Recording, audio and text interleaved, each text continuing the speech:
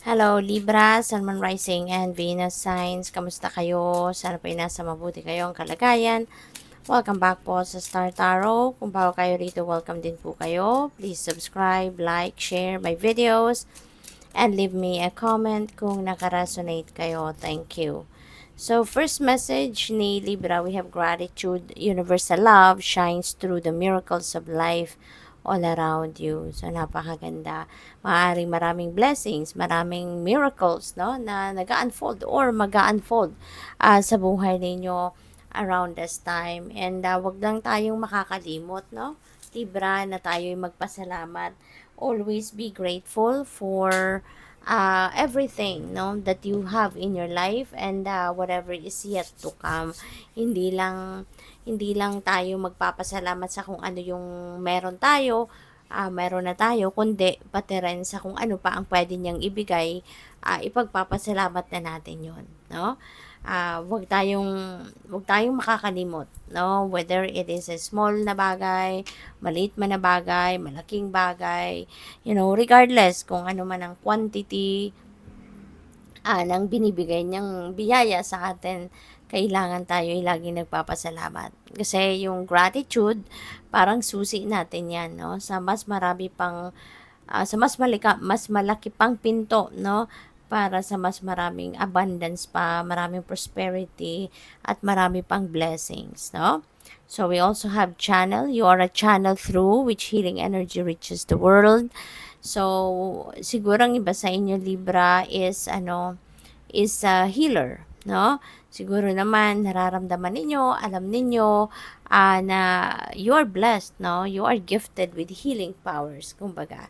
Kaya siguro pwede ng iba sa inyo, you're going to start to embrace, kumbaga, you're going to start to embrace that healing powers na binigay sa inyo ng universe, kasi maybe you are realizing na sa ngayon na kayo yung pinili, you are chosen, 'di ba, by the divine, na kayo yung gamitin niya, ikaw yung magiging daan, no, para makapaghatid ng healing ang universe, ang Panginoon, sa mga tao through you, no? So siguro na ano ninyo 'yan, nararamdaman niyo na 'yan, no?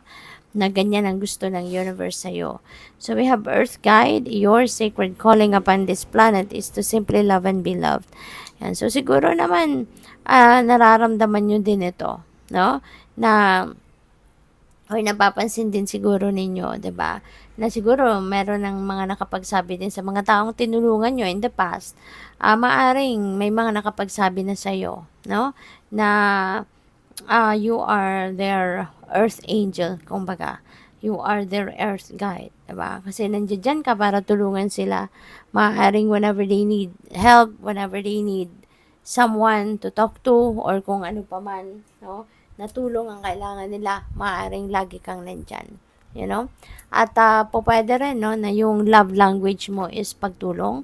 Yung love language mo para sa ibang tao ay yung pagsuporta, no, pag-assist sa kanila sa kahit ano man ang kailangan nila, no.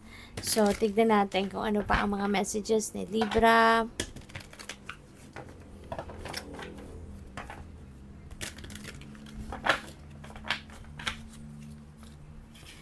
We have material harvest. Napakaganda, 'di ba? So this is the time that you are going to receive material things, material blessings. Pwedeng meron kayong mga material na bagay na makukuha sa ngayon.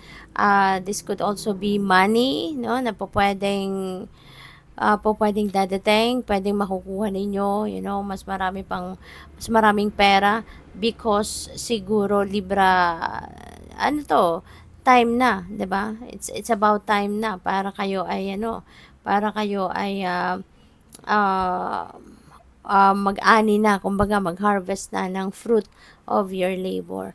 So, pwedeng ito yung pagkakataon wherein lahat ng pinaghirapan ninyo, lahat ng pinagtrabahuan ninyo, meron na kayong financial reward na makukuha at this time. So, what else? We have intuition. Okay? So, intuition, always remember, no, na yung divine guidance ay hindi ka pinapabayaan. You know, the divine is always sending you messages, nudges, para tulungan ka, no? Para tulungan ka, para gabayan ka on how you're going to navigate your life. 'Di ba? Kung papaano mo papatakbuhin ang buhay mo, kung papaano mo ina-navigate, no, ang iba't ibang klaseng sitwasyon sa buhay mo. So, we also have shadow. Ayan. So, this is good, no? Yung shadow energy kasi, ano ito facing your fears, no? This is the time that you're going to learn how to face your fears. Ito na yung time, ito na yung panahon para harapin mo na yung harapin mo na yung takot ninyo.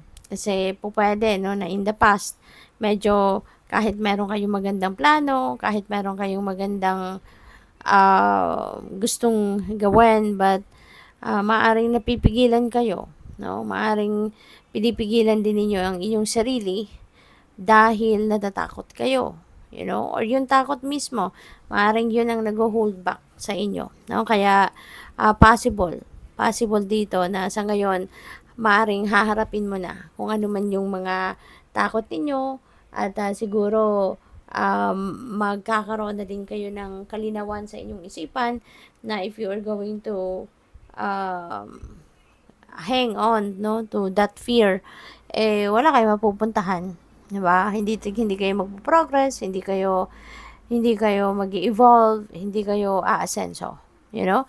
Kaya siguro ngayon, matututunan mo ng lumaban or labanan ang takot at hayaan mong umalagwa ang buhay mo, 'di ba? So, good luck sa iyo. Thank you for watching. Love and light. Namaste.